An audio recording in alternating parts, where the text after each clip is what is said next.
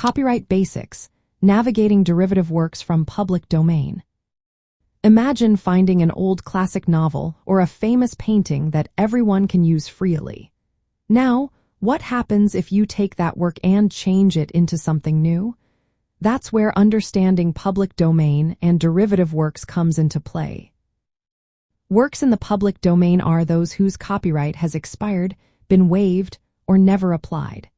This means no one owns the rights anymore, so anyone can use, copy, or adapt them without asking for permission. Examples include works by authors like William Shakespeare or music like Beethoven's compositions. These are free for all to enjoy and build upon. When someone takes a public domain work and makes a big change, like turning a novel into a play or creating a new version of a song, that's called a derivative work. To qualify as a derivative work, the creator must add enough new, original content that reflects their creativity.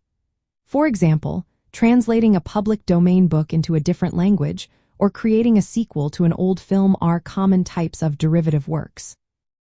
It's important to know that copyright protection only covers the new parts added by the creator, not the original public domain work. So, if you make a movie based on a public domain story, your film can be protected for the new scenes, characters, or dialogue you create. But others can still use the original story freely. From a legal point of view, if your derivative work includes branding elements like logos or trademarks, trademark law might come into play.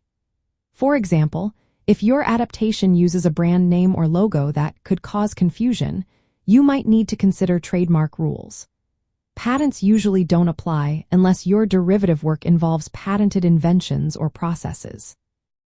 If you create a derivative work from a public domain source, you can register a copyright for your new, original parts.